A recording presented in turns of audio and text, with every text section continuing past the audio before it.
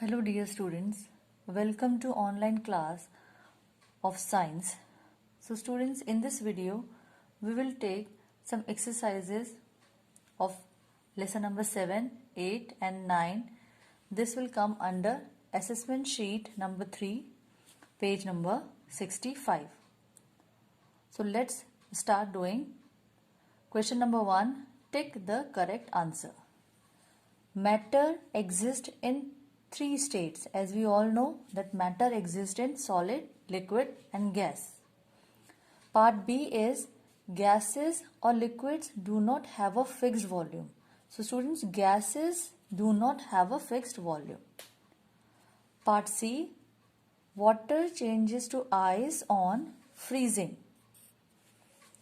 Next is sedimentation is used to remove insoluble impurities. Part E, soluble impurities present in water can be removed by chlorination. When we will add chlorine to water, it will kill germs and the water will be safe for drinking. Part F, mud is insoluble in water. Mud is insoluble in water. Next is true or false. Part A, liquids have no spaces between the molecules. So student, this is wrong. Liquids have a little space between the molecules. That's why they start flowing. Part B, rainwater harvesting helps to recycle water. Yes, this is true. First, we will save rainwater and we will use it later. So this is called rainwater harvesting. Part C, substances heavier than water float in water. So student, this is false because substances heavier than water will sink in water.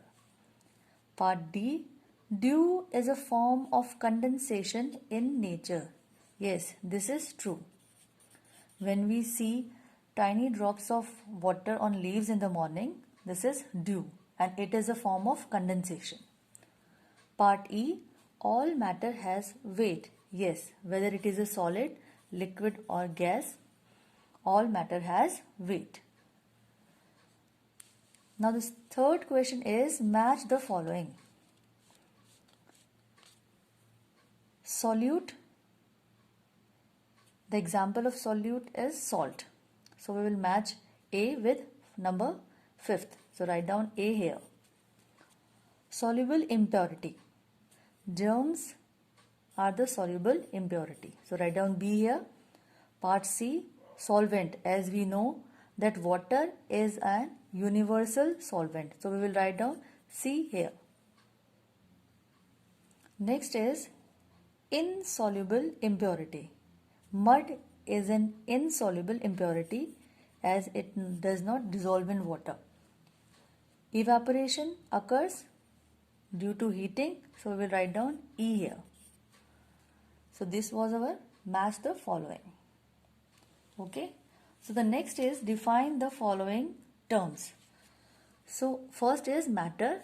Anything that occupies space and has weight is called matter. Anything which is having space and weight is called matter.